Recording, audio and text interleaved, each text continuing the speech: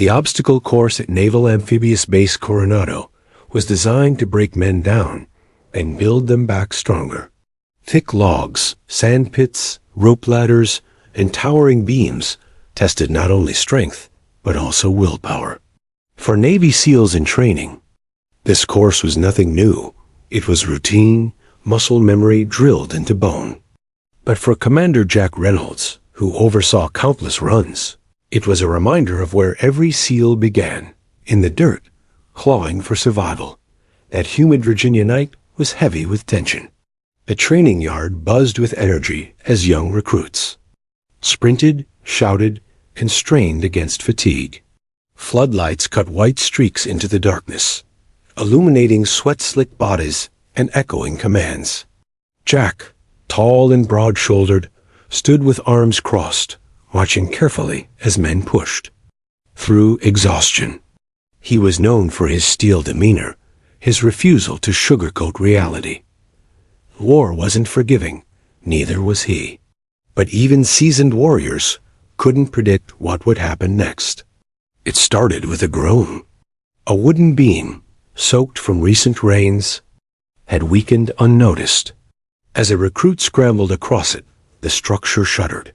Before Jack could issue a warning, the entire frame buckled with a crack that split the night. The crash was thunderous, shaking the ground beneath their boots. Recruits scattered, some diving to the sand, others frozen in shock. Jack wasn't fast enough. The collapsing section slammed down before he could move clear. The air left his lungs in a grunt, as splintered wood crushed across his leg and hip, pinning him to the ground. He tried to push upward, but the weight was immovable. Pain exploded, sharp and hot, searing into bone. The commander of one of the Navy's toughest units reduced to a trapped man gasping for breath.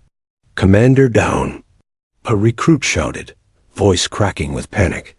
Chaos erupted. Recruits rushed forward, fumbling to lift the debris, but the soaked beams were too heavy. Someone screamed for medics. Others barked orders that collided in confusion. Jack's jaw tightened. He despised panic. His men needed control, precision. But tonight, he wasn't the one giving orders. He was the one fighting to stay conscious. Minutes stretched endlessly. His vision blurred. He could feel blood seeping from his leg, hot and sticky. He tasted iron in the back of his throat. And, in those fleeting, terrifying moments, the thought pierced him. Is this how it ends? Not in combat, not on foreign soil, but crushed beneath rotten wood in training? The distant wail of sirens broke the night. Relief surged through the recruits. Help was coming. The ambulance screeched onto the training field, red and blue lights slicing the darkness. Out leapt a young paramedic, Emily Carter. She wasn't supposed to be on shift. She'd switched with a colleague at the last moment, never imagining this call would alter her life forever. She was small compared to the towering SEALs, but the second her boots hit the dirt, her presence cut through the chaos. "Step back," she ordered, voice sharp, unwavering. "Give me room." The recruits, startled by her authority, obeyed. She ducked low, crawling toward Jack, who grimaced in pain. Her eyes locked onto his, steady, fierce, calming. He'd seen that look before in combat medics overseas, the kind of eyes that refused to let a man quit. "Commander Reynolds?" she asked, kneeling beside him. "Yeah," he rasped, sweat streaking his face. "I'm Emily. You're not dying tonight." "Sir, do you hear me?" Despite the pain, a weak chuckle slipped from his throat. Bossy for a rookie, her lips curved just slightly. "You'll thank me later." Emily's hands moved with precision. She checked his vitals, pressed her palm against the bleeding, and barked orders to her partner for supplies. Every movement was swift, purposeful. But when she examined the beam pinning him, her breath hitched. It was massive, far too heavy for her frame. Still, she didn't hesitate. On 3, You push with everything you've got, she said, positioning herself to brace against the beam. Jack stared at her incredulously. You're not moving that. Watch me. Her voice left no room for argument. 1, 2, 3. Jack strained upward, teeth clenched as Emily shoved with her shoulder, muscles trembling, veins bulging in her neck. For a moment, the beam refused to budge. Then, with a grinding groan, it shifted just enough. Jack dragged his body free with a roar of effort, collapsing back into the dirt. Emily fell beside him, chest heaving, arms shaking. But he was free. Recruits rushed forward again, helping slide him onto the stretcher. Emily climbed in beside him, placing a steady hand on his chest as the ambulance doors slammed shut. His eyes fluttered open, pain dimming them. She leaned close, speaking firmly, as though sheer willpower could hold him here. Stay awake, Commander. Look at me. Breathe. You're going to be all right. Her words anchored him in a haze of agony. Even as sirens wailed and the city blurred past the windows, her voice cut through like a lighthouse in storm. Jack's last memory before the darkness swallowed him was her face focused, fearless, refusing to let him go. For Emily, it was another call, another life she had sworn to save. But deep down, something about this night felt different. She didn't know it yet, but the man she had just pulled from death's edge would one day pull her into a life she never expected. And for Jack, a commander who had led men into the most dangerous corners of the world, it was the first time in years he felt utterly powerless and yet safe in the hands of a stranger.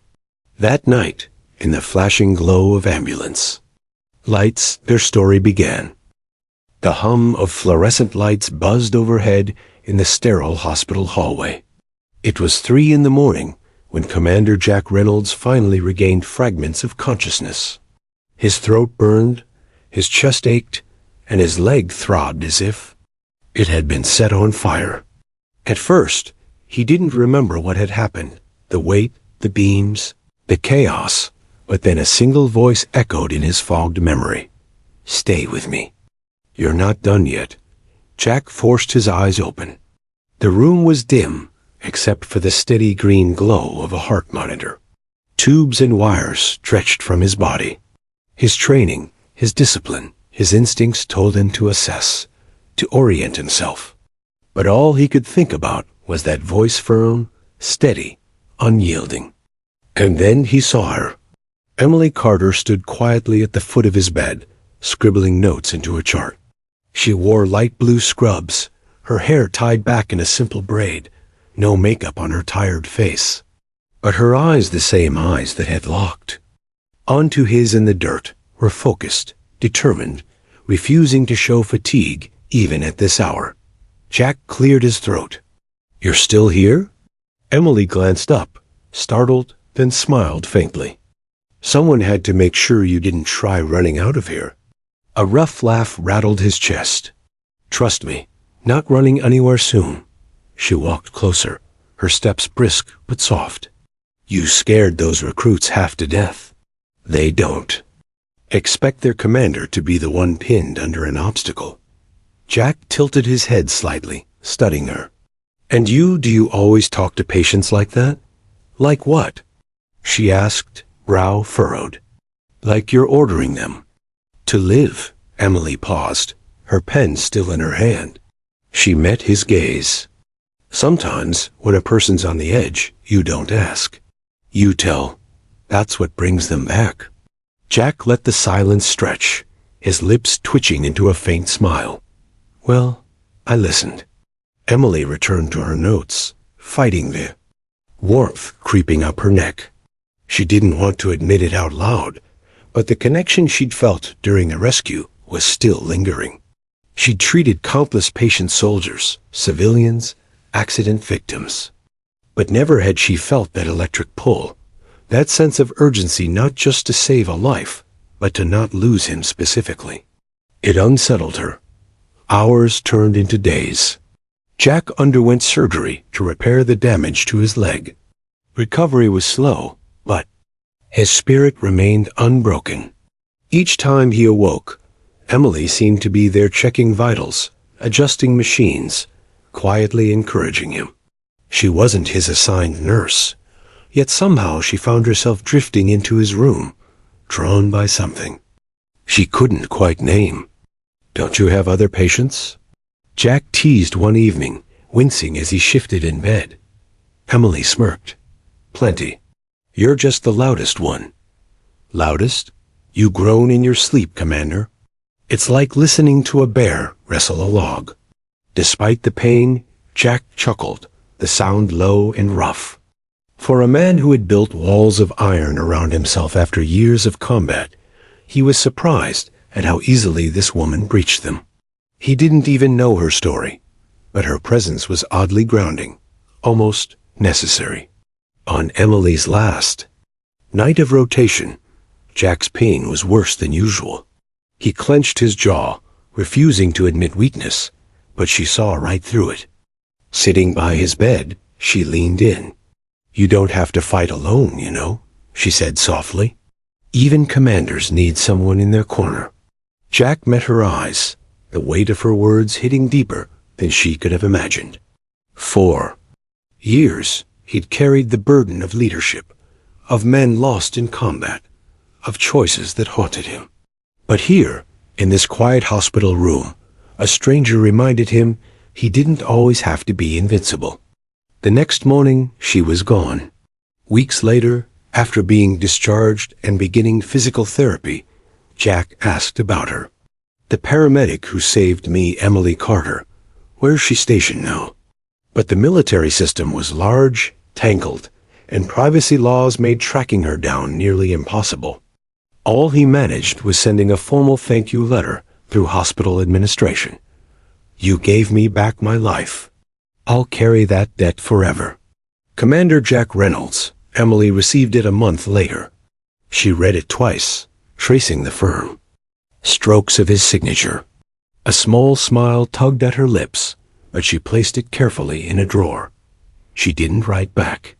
She told herself it wasn't necessary paramedics save lives every day. This one was no different. And yet, it was. At night, she'd sometimes hear his voice in her head, teasing her about being bossy. She'd remember the way his eyes, sharp even in pain, had locked onto hers as if trusting her with more than his life. She shook it off. She wasn't about to romanticize a patient. Life went on. Jack fought through grueling rehabilitation, stubbornly refusing crutches longer than required. Pain fueled him, but so did memory, her voice, her hands, her unyielding command. "You're not done yet." That phrase became his mantra. When doctors doubted his return to active duty, he pushed harder. When his legs screamed during midnight runs, he gritted his teeth and muttered, "Not done yet." Emily continued her work, advancing into trauma nursing. She became known in the A for her composure, for the way her presence calmed even the most chaotic emergencies. Colleagues joked she had a commander's voice, one that made patients listen. She laughed, but in private, she knew exactly where it came from. The night she told a SEAL commander to live, and he had. Time passed. 2 years. 3. They drifted through separate worlds, unaware of the inevitable collision that waited. But fate has a way of weaving threads tighter, no matter how far apart they stretch. On a crisp autumn evening in Washington, D.C., Emily stood at the back of a grand ballroom, adjusting her volunteer badge. The event was a charity gala for wounded veterans, and she had signed up to provide medical support in case of emergencies. She wasn't there to mingle, just to serve, as always. Then, a voice boomed over the microphone.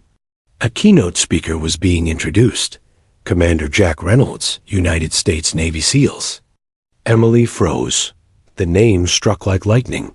Her heartbeat quickened, her palms dampened. She turned her gaze toward the stage, and there he was. Jack walked with confidence, dressed in a sharp suit, a faint limp the only sign of the night that had nearly taken him. His hair was shorter, his face more lined, but his presence was unmistakable. As he spoke to the crowd, his voice steady and commanding, Emily felt a shiver run down her spine. He was alive, thriving, a commander once pinned beneath shattered. Wood, now standing tall before hundreds. When the speech ended, applause thundered. Jack scanned the room, his eyes passing over faces until they locked on hers. For a heartbeat, neither moved. Recognition flickered, slow then certain, and Jack's lips curved into the faintest smile. Emily's breath caught. She hadn't realized until that moment how much she had wanted to see him again. And just like that, the voice he never forgot, and the man she never stopped thinking about, were standing face to face once more. Asterisk. The applause still thundered in Emily's ears as she stood frozen at the edge of the ballroom. For 3 years she had gone about her life, never expecting to cross paths again with the man whose life she had pulled back from the edge of death. Now, here he was, Commander Jack Reynolds, standing in front of a crowd. No stretcher, no blood, no desperate gasp for breath. She should have looked away, should have walked out quietly, convincing herself that night in Virginia was nothing more than another call. But her feet refused to move. Her pulse pounded in her neck as Jack's eyes found hers through the crowd. There was no mistaking it. The same piercing intensity, the same quiet command, even softened by the weight of years. His gaze locked on, hers as if time hadn't passed at all. And then, for the first time since she pulled him out from beneath that collapsed beam, Jack Reynolds smiled. Emily's breath caught. Jack barely heard the applause around him. His speech, carefully rehearsed and delivered, had vanished from his mind the moment he saw her. Those eyes steady, unflinching, the same ones that had anchored him during. Chaos were here. In this ballroom, across a sea of faces, stood Emily Carter. He had searched. God, he had tried. But privacy regulations, bureaucracy, and her quiet disappearance from his recovery had left him with nothing but that one thank you letter. For years, he carried the weight of unfinished words, wondering if she had forgotten him. And now there she was. When the crowd began dispersing, Jack moved quickly, weaving through handshakes and congratulations. Admirals, donors, and fellow officers called his name, but he kept his eyes trained on the woman by the back wall, her volunteer badge dangling like an afterthought. He wouldn't lose her this time. Emily Carter, he said softly when he finally reached her. Her lips parted, her voice barely above a whisper. You remember? Remember? Jack chuckled, though his voice carried a rough edge. I've been trying to find you for 3 years. Emily's heart stumbled. She forced a small laugh. I thought you'd forget. You've probably had a dozen medics save you since. Jack shook his head, his gaze unwavering. Only one crawled under a collapsed obstacle course and ordered me not to die. Hard to forget that. They stepped out onto the balcony, away from the noise of clinking glasses and polite chatter. The cool DC air brushed against Emily's cheeks, grounding her as her mind spun. You look different, she said, realizing how inadequate the words sounded. Jack smirked. Better than half dead, under a pile of wood?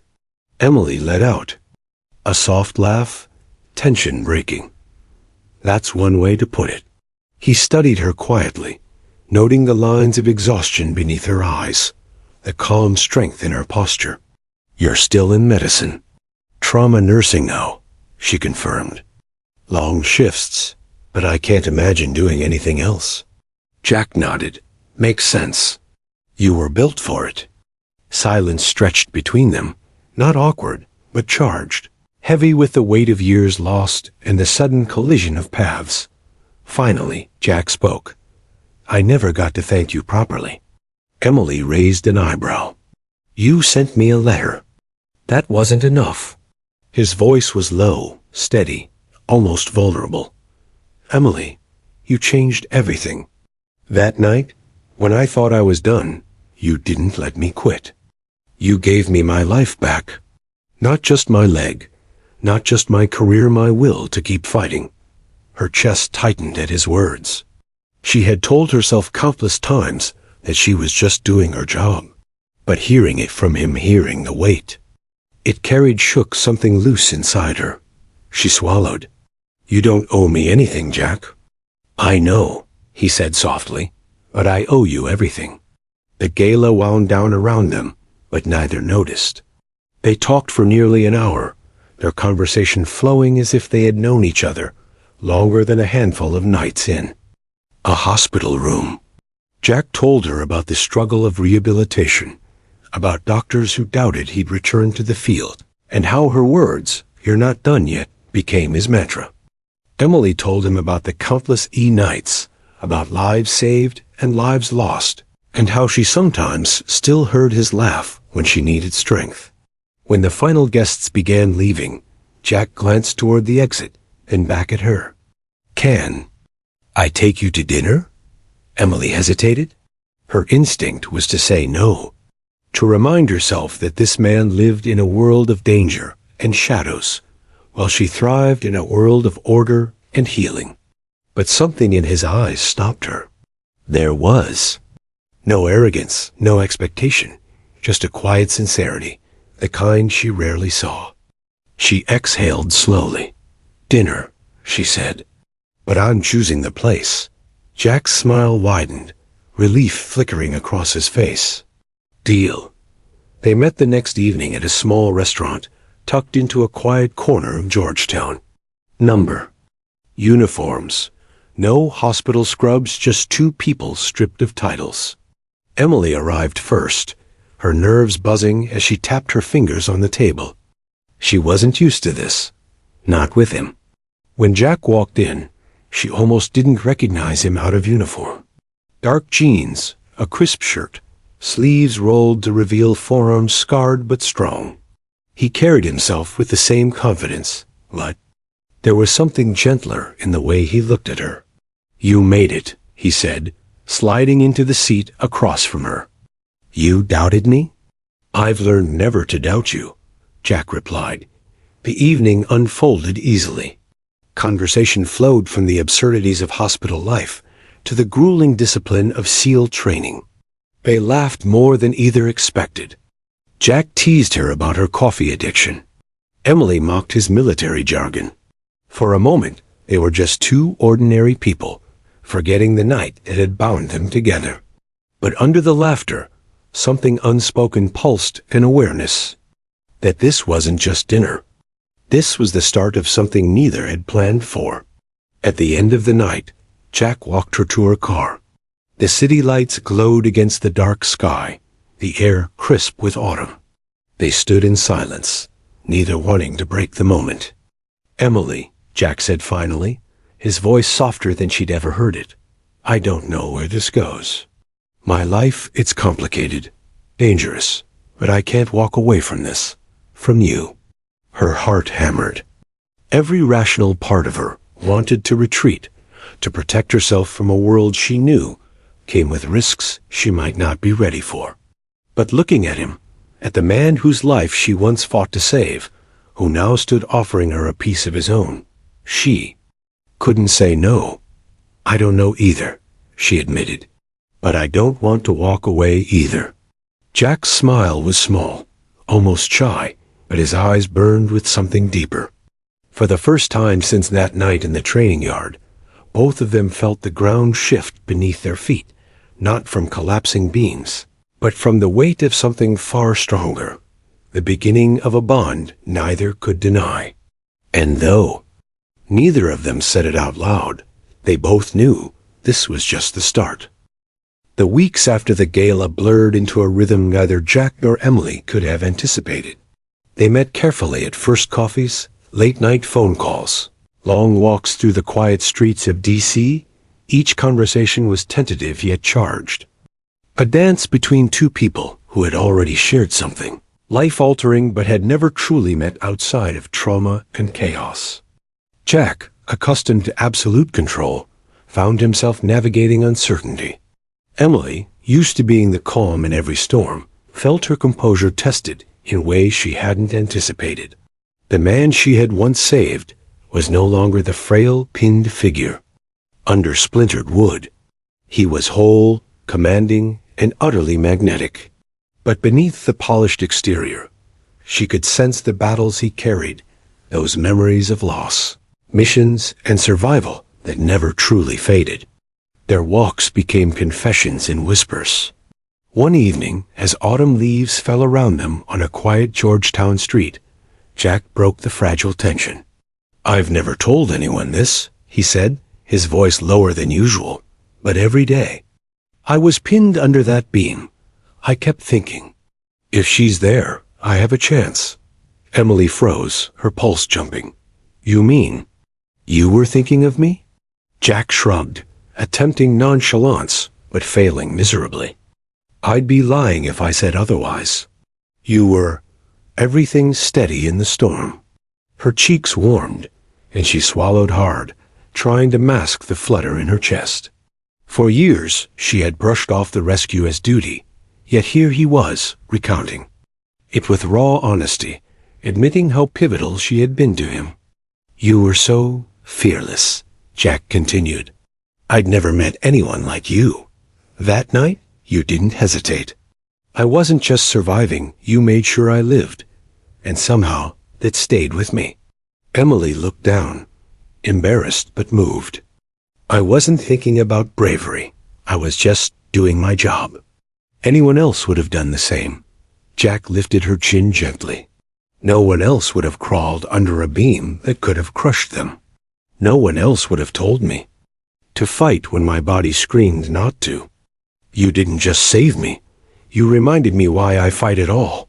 Silence fell between them, thick with unspoken truths. For the first time, Emily allowed herself to consider what it meant that this man, the one who had survived countless missions, who had stared death in the face more times than she could count, was standing here, vulnerable and honest, just for her. Days turned into weeks. Coffee dates became long dinners. Walks became trips to quiet parks where they shared fragments of their pasts, losses, fears, victories, and regrets. Each revealed layers they had never shown another living soul. Jack told her about missions overseas, the pressure of commanding, lives in war zones, and the nightmares that came with every success. Emily shared the nights in the EA when she held hands with strangers as life left them. The sleepless hours, the emotional toll of saving one patient while losing another. Their worlds were chaotic, demanding, and far apart. But they fit, somehow. Yet the reality of Jack's life loomed like a shadow over their budding connection. Deployments, classified missions, unpredictable schedules. Emily often asked herself how she could fit into a life so fraught with danger. Jack, in turn, feared exposing her to the same chaos he had faced alone for years. They both knew the risks, yet neither could resist the pull between them. One chilly evening, as the sun dipped behind the monuments and the Potomac reflected gold and pink streaks, Jack and Emily walked in silence along the river. The air carried the scent of fallen leaves and distant smoke from street vendors. "You?" "No," Jack began, breaking the quiet. "This is dangerous." Emily raised an eyebrow. "Dating a SEAL commander? Or something deeper?" Jack laughed softly, a rare, unguarded sound. "Both, I guess. I can't promise normal. I can't promise safety. I can promise I won't give up." Emily stopped walking, turning to face him.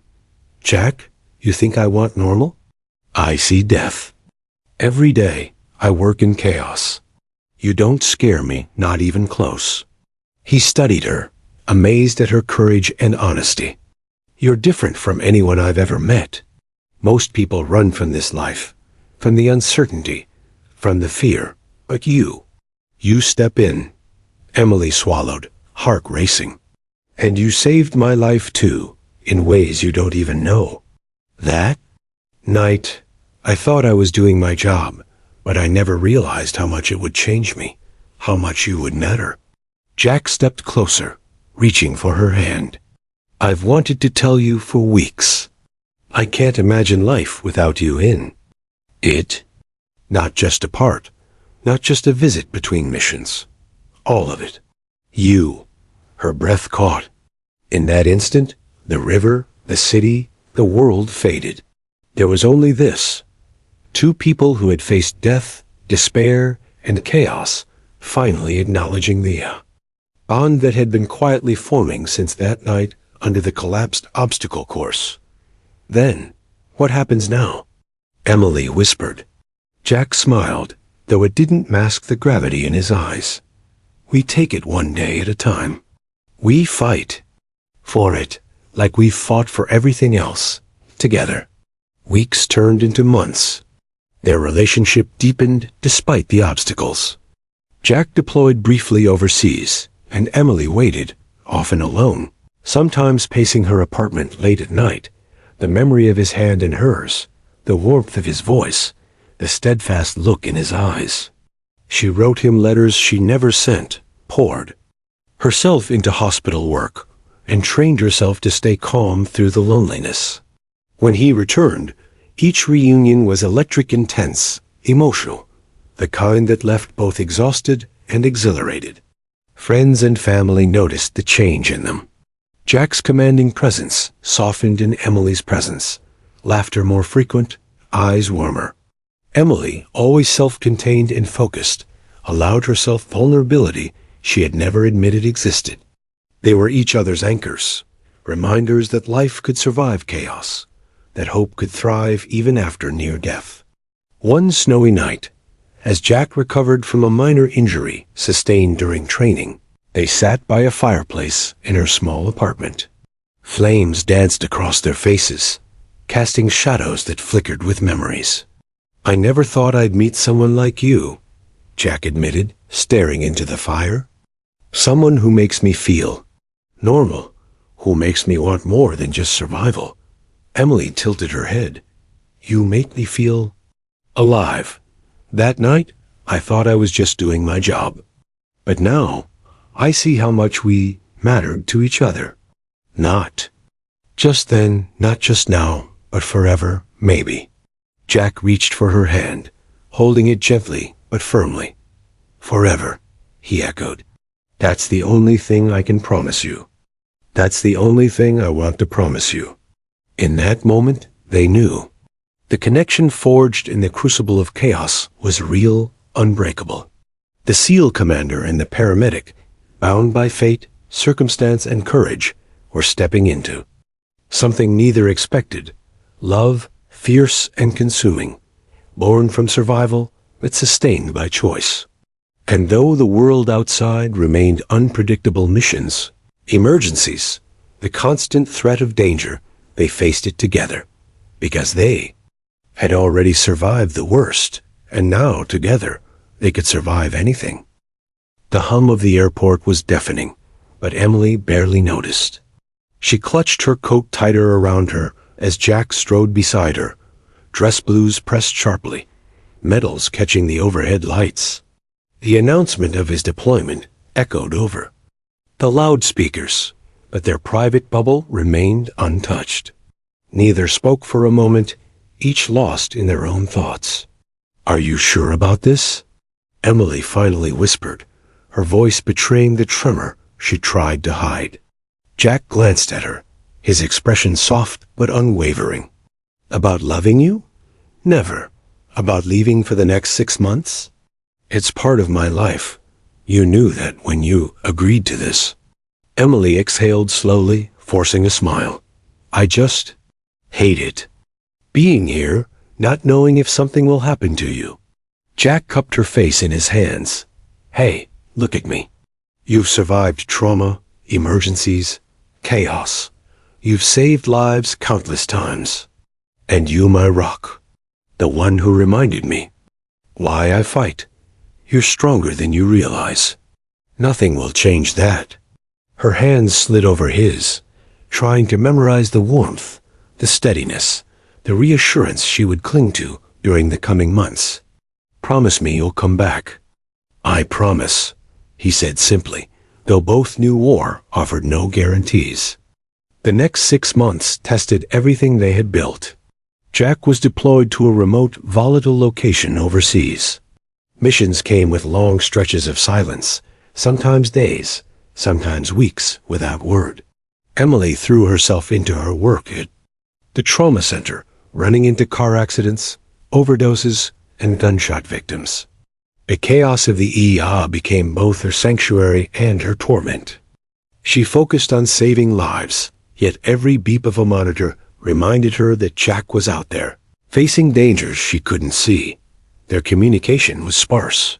Letters and occasional secure emails carried glimpses of humor, longing, and vulnerability. One email from Jack read, "Every day I think about that night. The beam. You. I carry that memory with me, Emily, and it keeps me alive. Be careful. Don't let the chaos swallow you. I'll be back." Emily clutched her phone, rereading the words until her eyes blurred with tears. She typed back, trying to be strong. "Every day I think about that night, too. About you. Come back safe. I'll be waiting." But waiting was harder than she expected. Nights were the worst. She would lie awake, replaying the last time she saw him, the feel of his hands, the sound of his voice. Every news report of conflict sent her heart into overdrive. Every siren in the city reminded her of the fragility of life and the man she had grown to love. Jack, on the other side of the world, thought about her constantly. During missions, when the wind whipped sand across his face, when explosions rocked the perimeter, he imagined her voice, soft yet commanding, cutting through the noise. He remembered how she had saved him once, how she had stared into his eyes, and refused to let him die. Now, he couldn't let himself imagine a world where she wasn't there to welcome him home. He wrote letters in the field, tucking them into sealed envelopes he knew might never reach her on time. Words he could never speak in person spilled onto paper. "Emily, the nights are long. The danger is real. But thoughts of you, of your voice, keep me steady. Keep me fighting. You are my reason." Some nights, he stared at the stars, imagining her lying awake in D.C., thinking of him too. A quiet longing settled deep in his chest, the kind that made the world feel simultaneously vast and unbearably small. Back in D.C., Emily leaned on her team at the hospital, but often excused herself, needing solitude. Her colleagues noticed. A shift the careful, controlled paramedic seemed distant, distracted, almost melancholy. She wasn't unaware of it herself. Her heart ached for the man she had fallen in love with, a man whose life she could never fully control, whose danger was part of his very being. And yet she refused to retreat. If he could face danger head-on, she could face the waiting, the uncertainty, and the loneliness. On quiet nights, she would wander the hospital corridors, revisiting the memories of their first encounter. She remembered crawling under the beam, hearing his groan of pain, locking eyes with him, and feeling the gravity of responsibility, of connection, settle on her chest. She realized now that night wasn't just about saving a life, it was about awakening, something neither of them could have anticipated. Months passed. The communication became infrequent, sometimes none at all. Emily fought exhaustion from long shifts, yet her mind always returned to him. And then, finally, the news she had been praying for arrived. Jack was coming home. The day of his return, Emily paced the arrivals terminal for hours. Her uniform was neat, her hair pinned back, but her hands trembled despite her attempt at composure. She remembered the first time she saw him after the training accident, the relief, the awe, the inexplicable pull, and now she felt that same surge of anticipation, magnified by months of worry. When the plane touched down, she barely recognized. herself in the reflection of the glass doors. And then, there he was. Jack Reynolds, battle-worn but alive, walking toward her with the same confidence, the same aura, yet tempered by vulnerability she had never seen before. "Emily," he breathed, his voice barely audible over the crowd, but she heard it perfectly. She ran to him, and for a long moment they clung to each other, holding on as if letting go would undo months of fear and longing. Tears mingled with laughter, relief with joy. Around them, the terminal buzzed with passengers and announcements. But in that embrace, the world narrowed to just the two of them. "I thought about you every day," Jack murmured into her hair. "So did I," Emily replied, her voice shaky. "You have no idea." They pulled back slightly, gazing into each other's eyes. Each line, each scar, each shadow of fatigue was visible. But so was the bond that had grown through distance, danger, and devotion. "I don't ever want to leave again," he admitted. "Then don't," she said firmly. "Stay. Be here. With me." Jack nodded, a faint smile tugging at his lips. "I'm not going anywhere." That night, back in the city, they walked along the Potomac, hands intertwined. The chill in the air did nothing to dull the warmth between them. Words weren't necessary. The closeness, the shared relief, the unspoken acknowledgement of their ordeal conveyed everything. They had survived, endured, and come back to one another. Emily realized how much she had grown to rely on him, not just emotionally, but spiritually. Jack had become her anchor, the one constant she could hold on to in a world defined by unpredictability. And Jack, who had faced death countless times, realized he had never truly understood what it meant to survive, to fight, until he had someone waiting, someone steady, someone who gave his life meaning beyond missions and medals. Over the following weeks, life began to normalize, though nothing about it felt ordinary. Jack returned to his command duties, but the distance was no longer unbearable. Emily's presence at home, the certainty of her love, gave him strength. Emily continued at the hospital, but now she had him to come home to. Their lives intertwined. They balanced each other, his intensity with her calm, her pragmatism with his courage. They were a team forged in crisis, tempered by danger, and strengthened by devotion. And as they lay side by side at the end of long days, exhausted but fulfilled, they knew the bond that had begun under a collapsed beam was no accident. It was fate. No matter what dangers lay ahead, they would face them together. Because love, born in the shadow of death, was unbreakable, indestructible, and eternal. Winter had settled over Washington, D.C., casting the streets in a quiet hush. Snowflakes drifted lazily from the gray sky, coating the monuments in soft white. Emily Carter pulled her coat tighter around her as she walked home from her night shift at the hospital, exhausted but exhilarated. She hadn't seen Jack since the morning, when he had slipped out for brief meetings at the Naval Command. Their schedules were relentless, yet their commitment had grown stronger with each passing day. Jack, sitting in his office overlooking the Potomac, stared at the snow falling outside. Months of deployment, months of waiting, months of uncertainty had tempered his expectations, but being home had allowed him to see what mattered most. Emily had become more than a comfort. She had become a constant. His heart, hardened by years of missions and loss, now softened in her presence. Every glance, every touch reminded him that there was more to life than strategy and survival. Their evenings were a dance of compromise, Jack arriving late, Emily exhausted from the E, but even exhaustion couldn't dampen the intensity of their connection. One night, Emily cooked dinner for them both, hesitant yet excited. Jack had insisted, teasing that she had no idea how clumsy he could be in the kitchen. "Are you sure you know what you're doing?" Jack asked, eyeing the pan of sautéed vegetables she was stirring. Emily smirked. "I've watched enough." YouTube videos to know I can survive your kitchen disasters." Jack laughed, the sound rich and warm, echoing in the small apartment. "I hope you survive me outside the kitchen too." The evening stretched lazily. They talked, laughed, and shared stories from their pasts. Jack recounted missions he could now discuss in vague terms, his humor punctuating tales of near misses and the camaraderie of his team.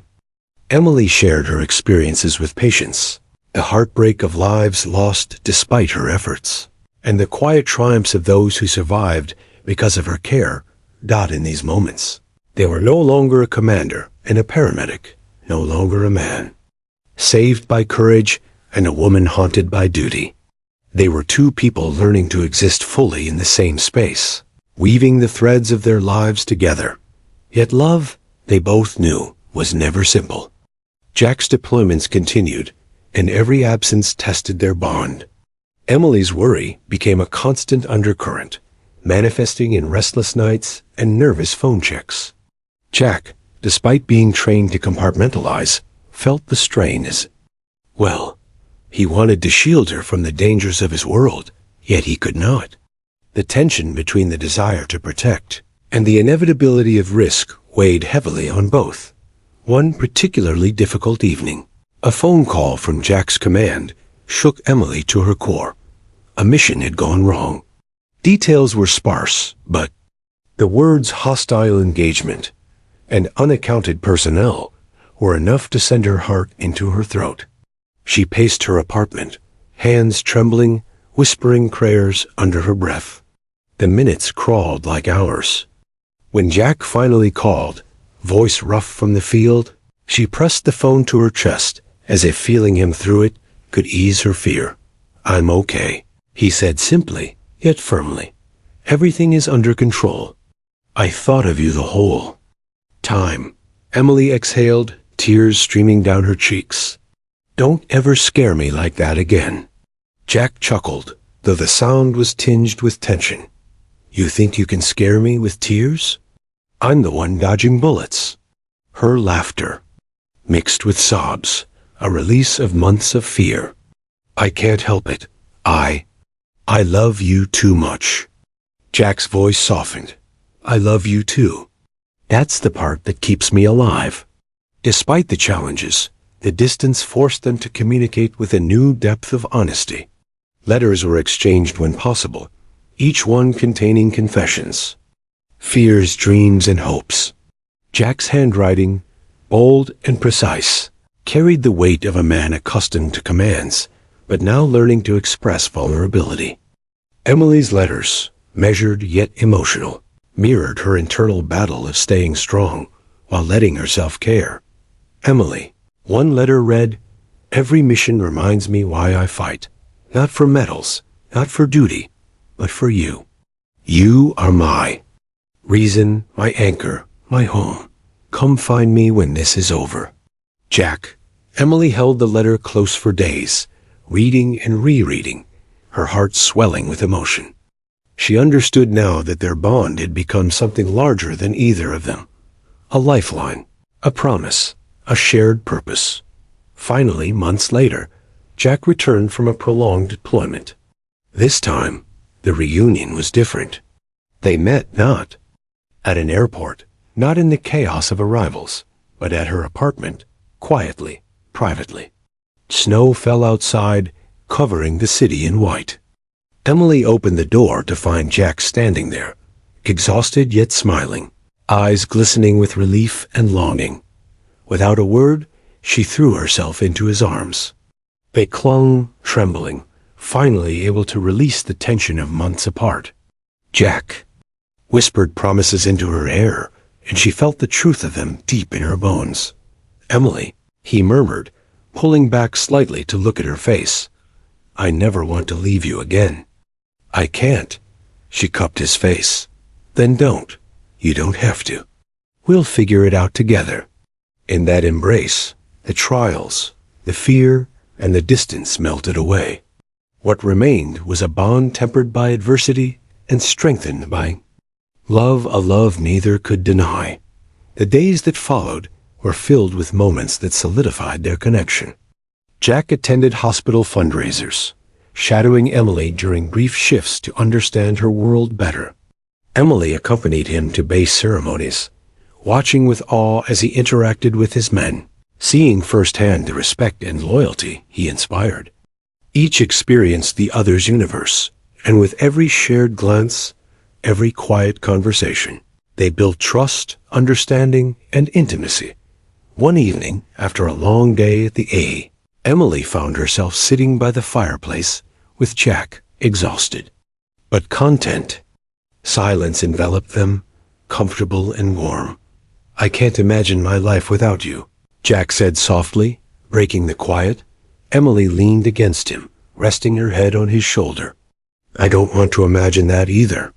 They sat like that for hours, talking quietly, sharing stories, laughing, and occasionally letting the weight of emotion settle in. It was in these moments, the small, quiet ones, that their love deepened. Not in grand gestures, not in proclamations, but in the intimacy of trust, the comfort of presence, and the knowledge that they would face life together, no matter the storms ahead. Winter gave way to spring, and with it came a new chapter. Jack and Emily had weathered deployments, fear, and the harsh realities of their professions. They had endured the separation that could have broken others, and yet their bond had only grown stronger. In the quiet moments, they planned a future. Together, dreaming of a life beyond duty and danger, a life where love was no longer tested by distance and circumstance. And though the challenges were far from over, one thing was certain: they would face them together. Jack, the SEAL commander who had stared death in the face countless times, had found someone worth fighting for. Emily, the paramedic whose courage had saved a life, had found someone worth holding on to. Together, they were unstoppable. Spring in Washington, D.C. was a season of renewal. Cherry blossoms lined the streets, their delicate petals fluttering like confetti in the soft breeze. Emily Carter walked through the park near the tidal basin, her thoughts consumed by Jack Reynolds. Life had begun to settle into a rhythm, a balance between her hospital work and Jack's duties, but something deeper tugged at her heart. She sensed change was on the horizon, though she didn't yet know what form it would take. Jack, meanwhile, had been planning quietly. He had spent weeks selecting the perfect moment, the perfect words, and the perfect place. It had to be meaningful, not just a gesture, but a symbol of their journey, from a night of chaos under a collapsed obstacle course to this serene spring morning. He wanted it to reflect their bond, forged in trials and tempered by trust. They spent the morning together, walking hand in hand along the Riverwalk. A city seemed to hum around them, but their world was private, intimate. Emily spoke of her patience, of moments when small victories lit up the darkest hours. Jack listened intently, absorbing her passion, her resilience, her unspoken fears. "You're incredible," he said softly, squeezing her hand. "I don't think you realize just how much you mean to me." Emily smiled, a blush creeping up her cheeks. "And you're impossible to read sometimes. I never know what's going through that commander brain of yours." Jack chuckled, leaning close. "Right now, it's simple. I've found the one person who makes me want to stop living just to survive and start living to love. That's you." Her heart skipped a beat. She wanted to respond, to tell him the same, but words failed her in the presence of such raw sincerity. Instead, she laced her fingers through his, letting the silence speak volumes. Later that afternoon, Jack suggested a detour. "I want to show you something," he said, a spark of mischief in his eyes. Emily raised an eyebrow, intrigued but cautious.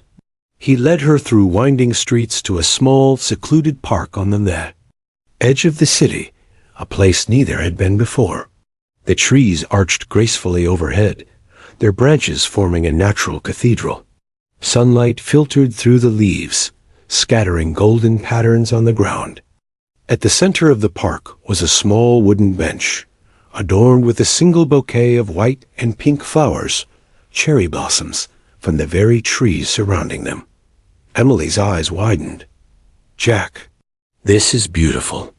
It's perfect," he said, guiding her toward the bench. "Just like this moment, and just like us." He knelt suddenly, pulling a small velvet box from his pocket.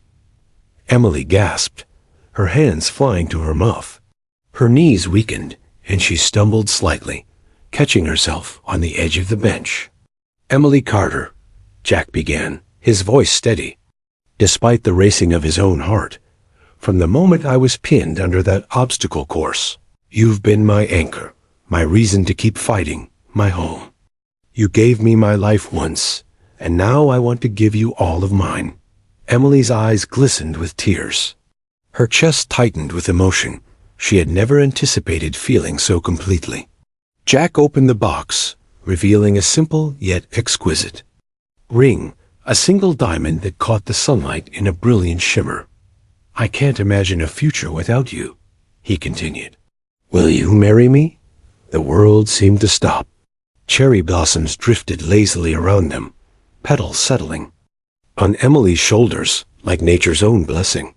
She looked at him, the man who had survived danger, chaos, and distance, the man who had become her confidant, her protector, her love. She felt a rush of gratitude, relief, and overwhelming joy. "Yes," she whispered, voice trembling. "Yes. Jack, I will marry you." Jack rose, sliding the ring onto her finger.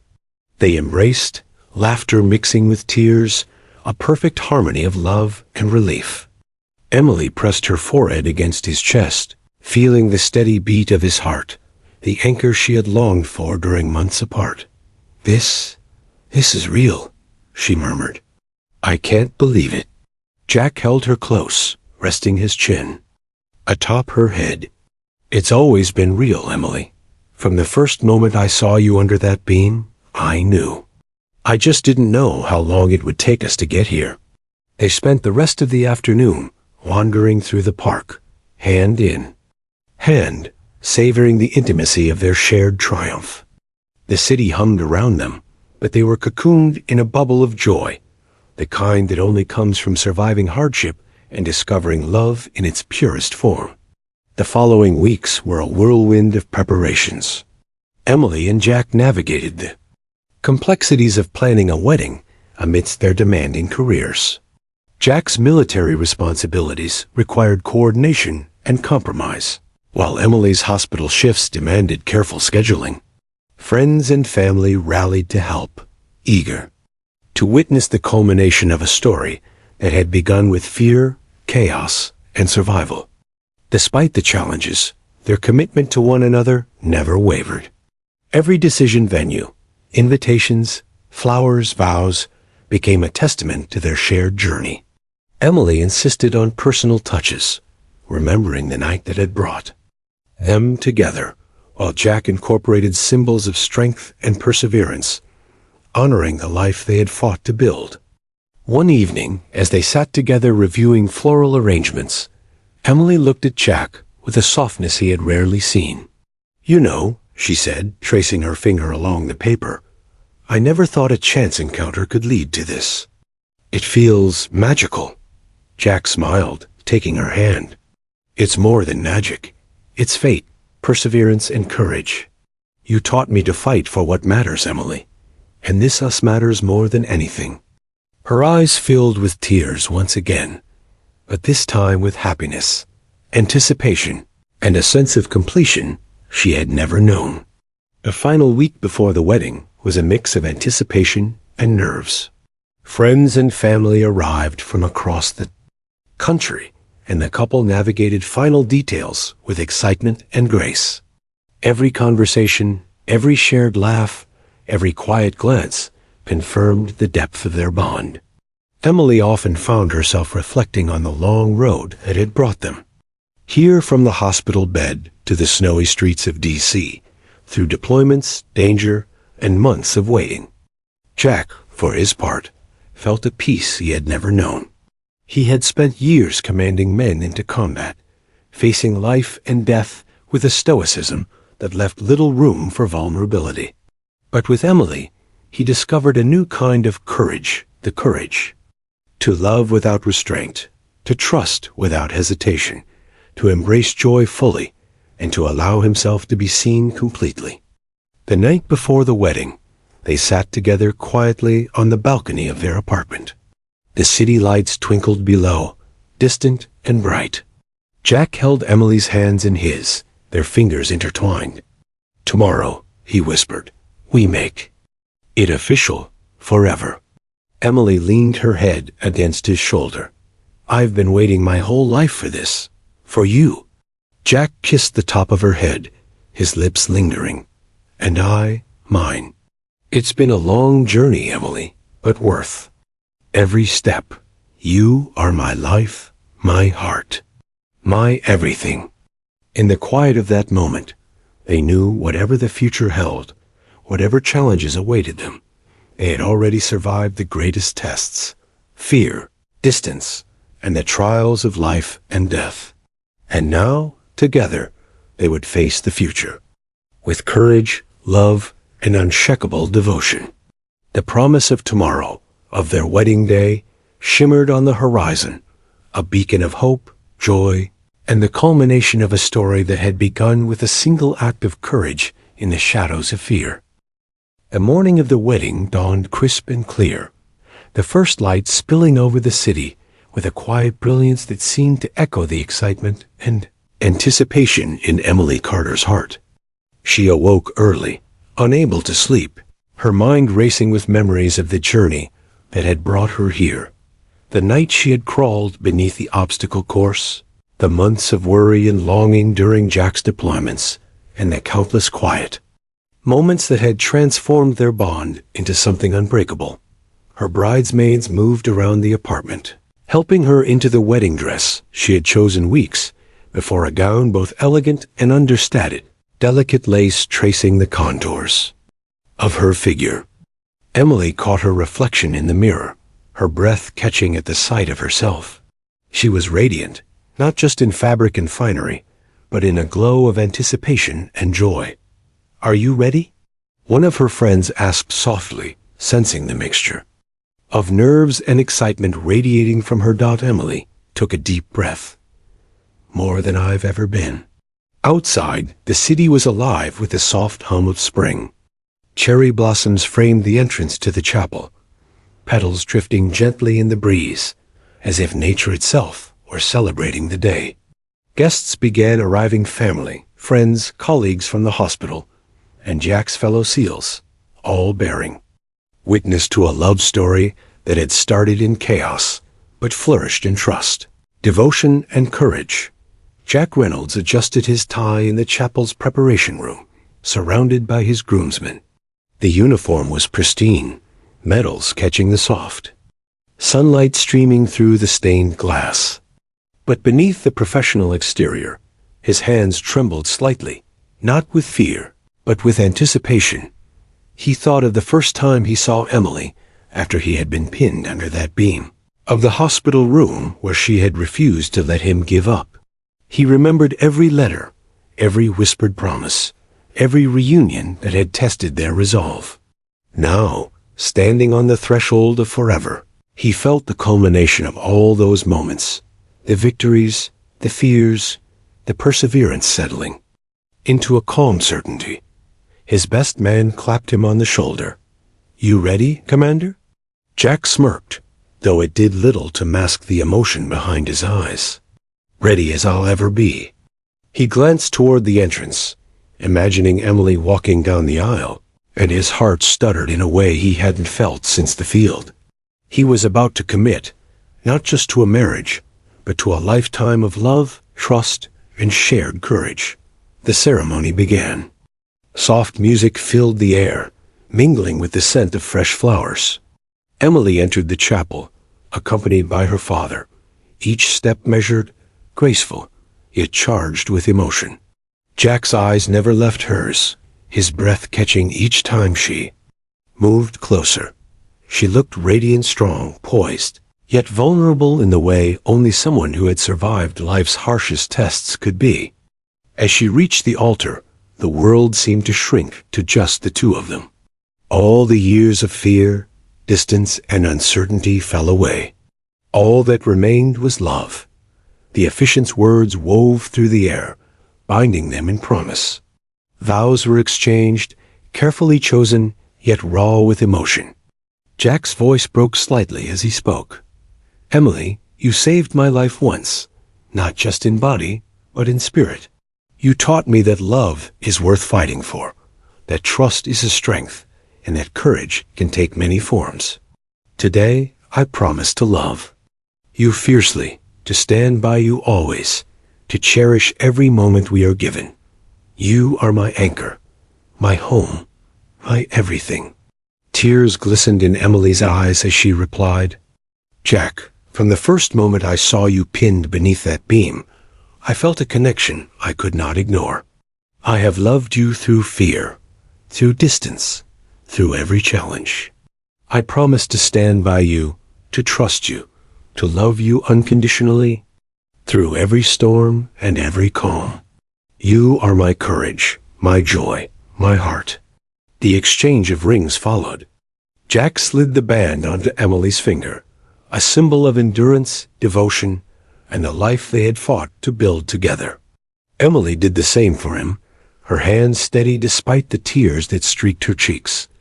And then, the moment everyone had been waiting for, "You may now kiss the bride." Jack lifted Emily into a tight embrace, pressing his lips to hers with a fervor tempered by love and reverence. The chapel seemed to hold its breath, the cherry blossoms outside catching the light. Like 1,000 tiny blessings. Their kiss was not just the sealing of vows, but the culmination of a journey marked by danger, courage, patience, and unwavering devotion. When they pulled back, their foreheads rested together, eyes locked, hearts beating in synchrony. "I can't believe this is real," Emily whispered. Jack smiled softly. "It's more than real. It's everything we've survived, everything we've endured, all the moments that brought us here. And now, it's forever." The reception was a joyful celebration of life, love, and resilience. Friends and family gathered, laughter mingling with music and the clinking of glasses. Jack and Emily moved through the crowd, greeting guests with warmth, yet always finding each other's gaze, a quiet reassurance in the chaos of celebration. Their first dance was under the soft glow of string lights, the city skyline painting, a backdrop of dreams realized. Jack held Emily close, swaying gently, their movements instinctive, synchronized. Every spin, every dip, every whispered word between them spoke of the journey that had brought them here, from hospital chaos to the certainty of shared devotion. As they danced, Jack whispered in her ear, "I've waited my whole life for this moment, and I'll spend the rest of my life making sure you never regret it." Emily rested her head on his chest, feeling the steady heartbeat beneath his uniform. "I never will," she murmured. The night unfolded with toasts, laughter, and stories shared. Colleagues from the hospital recounted Emily's courage. Fellow SEALs praised Jack's leadership and integrity. Every anecdote, every memory, reinforced the depth of their love and the admiration they inspired in those around them. Later, as the reception began to wind down, Jack and Emily stole a quiet moment on the balcony. The cool night air carried the scent of blossoms and the soft murmur of the city below. Jack held Emily's hands, his eyes searching hers. "We made it," he said softly. "All the fear, the distance, the chaos. We made it." Emily smiled, tears spilling over. "Yes, and we'll continue to make it, together." Jack pulled her close, resting his forehead against hers. "I promise, Emily Carter. No matter what comes next, missions, emergencies, life, I'll face it with you. Always. And I'll be by your side," she replied. "Through everything, always." They stood in silence, savoring the quiet triumph of their love. The journey from a life-threatening accident, through months of separation and danger, had led them to this moment, a lifetime commitment sealed with courage, devotion, and unshakable trust got in each other's arms. Jack and Emily knew the truth. Love, forged in the crucible of fear and adversity, was unbreakable.